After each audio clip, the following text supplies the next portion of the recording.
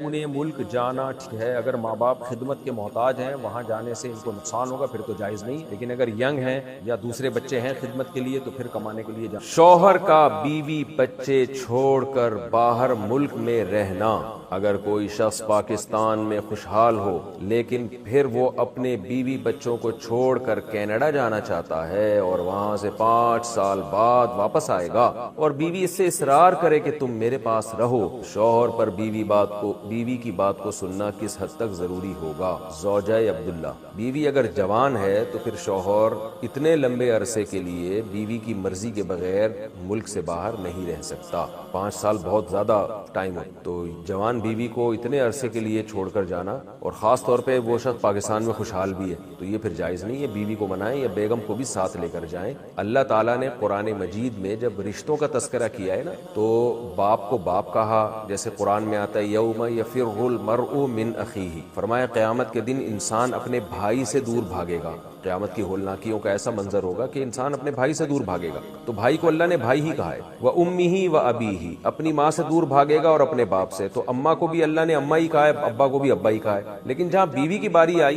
तो बीवी को ज़ौजा कहते हैं, लेकिन कुरान क्या कह रहा है, व साहिबतीही, और अपनी साहिबा से भी दूर भागेगा। यानी बीवी को अल्लाह ने साहिबा कहा है। साहिब किसे कहते हैं? सोहबत से निकला है, आपके साथ रहने वाली। तो इससे पता चलता है कि ये वो रिश्ता अल्लाह ने बनाया है कि आपका जब किसी खातून से निकाह हो गया, शादी हो गई, तो वो साहिबा बन गई। साहिबा का मतलब साहिबा यसहबु सोहबतन का माना साथ रहना। अब वो आपके साथ फुलतरू की तरह चिपक गई है जिंदगी भर के लिए। अब आप जहां जहां जाएंगे वो आपके साथ जाएगी। फुलतरू होता है ना, कमीज में चिपक जाता है, आप जितना भी यूं यूं यूं करें। आपने देखा होगा कि बाज दफा धागा कोई लग जाता है, आप इंसान बेजार आ जाता है, उसको यहाँ से हटाओ तो हाथ पे लग गया, आपने इस हाथ से यूं हटाया तो इस हाथ पे लग गया, फिर आपने यूं किया तो इधर लग गया।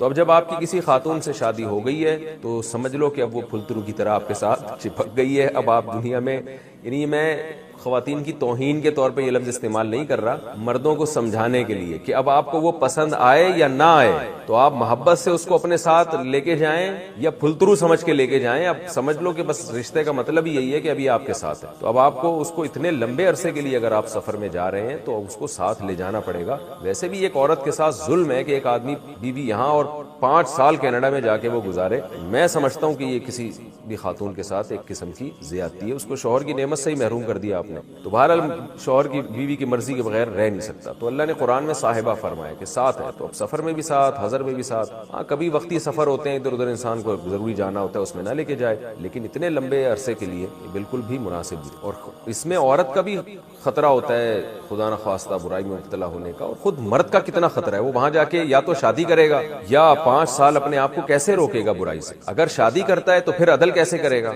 यानी अदल का भी तो मसला है ना, दोनों बीवियों में बराबरी करनी है। 5 साल उस ज़ौजा के पास रहेगा तो इस बीवी का क्या होगा बेचारी का? तो ये सारे मसाइल पहले सोचने चाहिए इंसान को। टेंशन की वो अगर वो लिचड़पन दिखा रहा है, वो नहीं कर रहा, तो रह तो तुम ही रहे हो ना।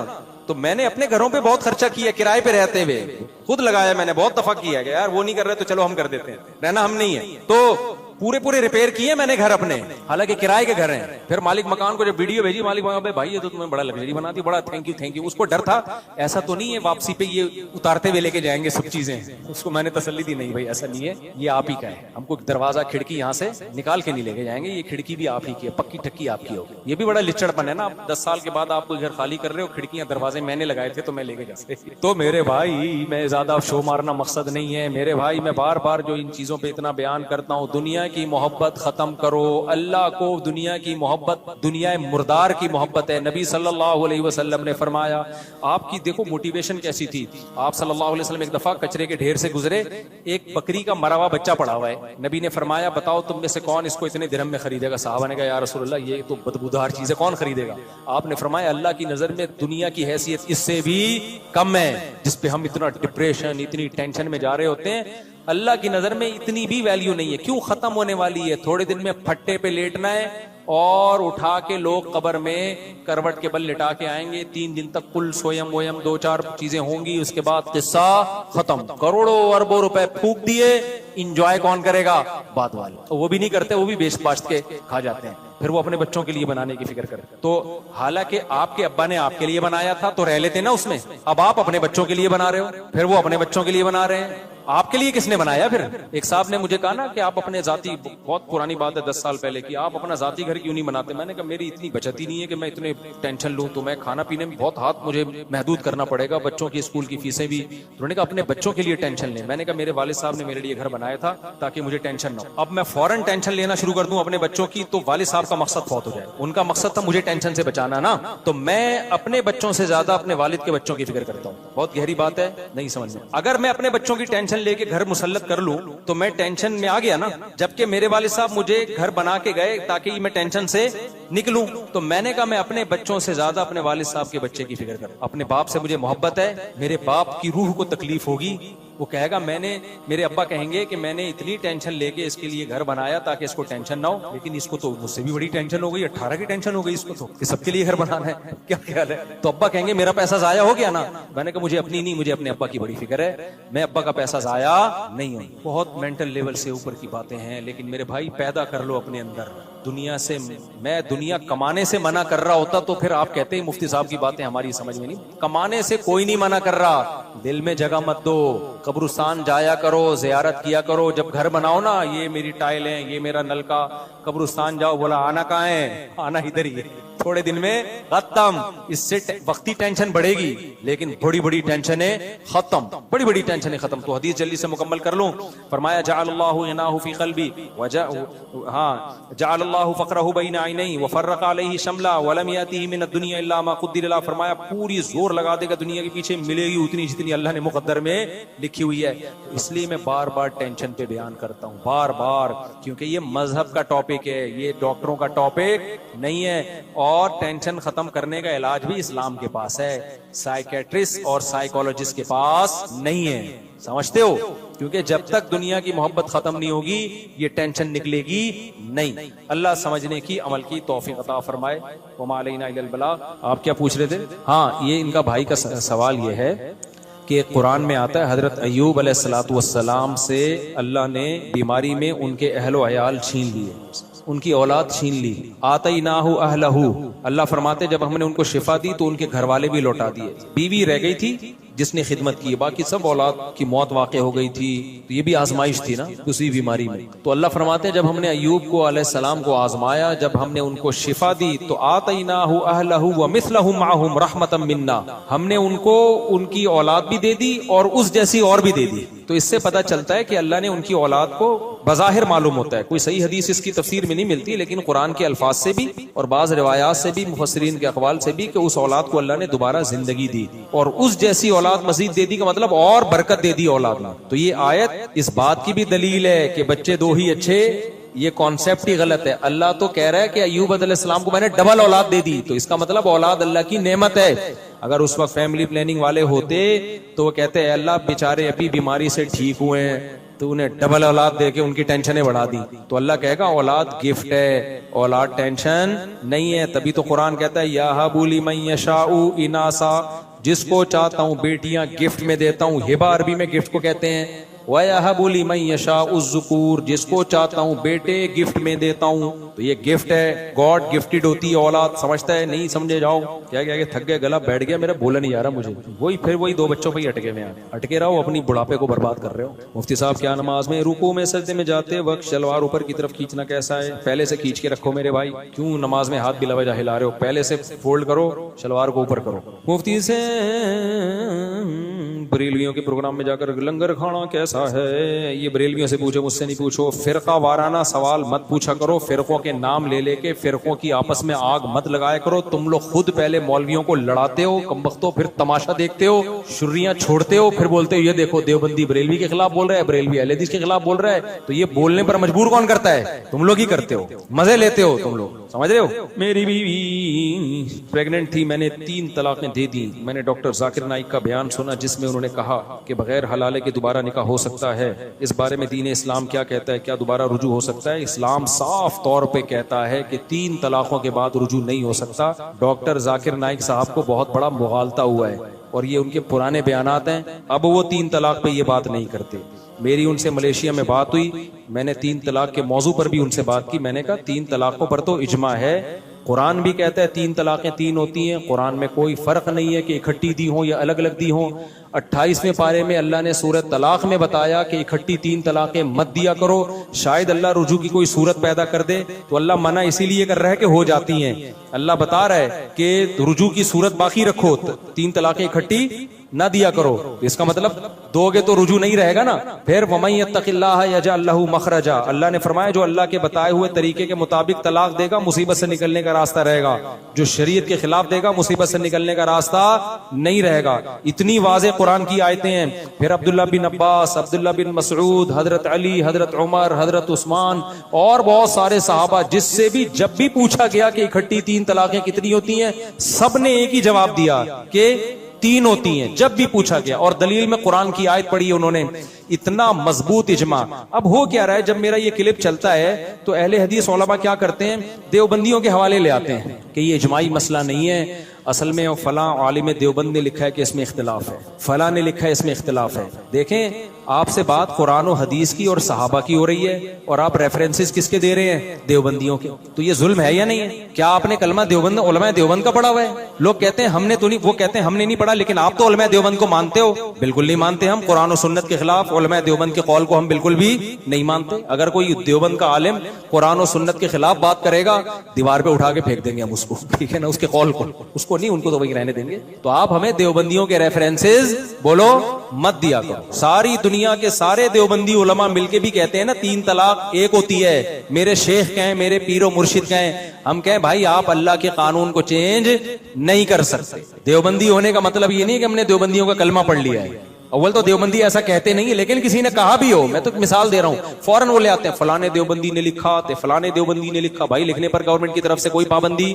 नहीं, उसकी दलील क्या दी है? दलील कोई भी नहीं है। बाज मोतदिल अहले हदीस आलिम है, बड़े मोतदिल है। जब उनकी मैं क्लिप सुनता हूं मुझे बहुत अफसोस होता है, यार हम आपसे सवाल क्या कर रहे हैं, आप जवाब, सवाल गंदुम के बारे में हो रहा है, जवाब में आप चना पेश कर रहे हो हमारे सामने। सहाबी से दिखाओ ना यार। मैंने तो यहां तक दावा किया है किसी सहाबी से ज़ईफ हदीस दिखा दो जिसमें इकट्ठी 3 को एक कहा उन्होंने, ज़ईफ भी नहीं है। सहाबा को दीन समझ में नहीं आया, तो वही हदीस बस इनके पास है कि नबी के दौर में 3 तलाकें एक होती थी। उसका कारी खलील रहमान साहब जो है ना, खलील रहमान नाम है ना उनको, जो टीवी में आते थे, खलील रहमान साहब। नाम मैं इसलिए ले रहा हूं कि उन्होंने मेरा नाम लेके बहुत बदतमीजी से रद्द किया, वरना मैं उनका कभी नाम नहीं लेता, हमेशा एहतराम से बात करता था। अभी उनका एक क्लिप आया है, मेरे इस क्लिप के साथ वो उनका क्लिप चला देना, कोई मुझे नहीं पता वो क्लिप कहां गया, मैंने खुद सुना है। मेरे पे बड़ा तंज मारा है उन्होंने कि इस मुफ्ती को शादियों के अलावा कुछ नहीं आता, इनको चाहिए सिर्फ शादियों पे बयान किया करें। जब ये उलमा का तर्ज अमल होता है ना ऐसे तंजिया, तो ये इसका मतलब होता है अब आप अपनी इज्जत खुद ही नहीं कराना चाहते, आप अपनी इज्जत खुद ही नहीं कराना चाहते। तो मेरा कारी खलील साहब से सवाल है कि आपको तो शादियों के अलावा बहुत कुछ आता है ना, आपने बयान में कहा कि किस्तों का कारोबार हराम है, उस पर हदीस पेश की, हदीस का मतलब भी गलत बयान किया।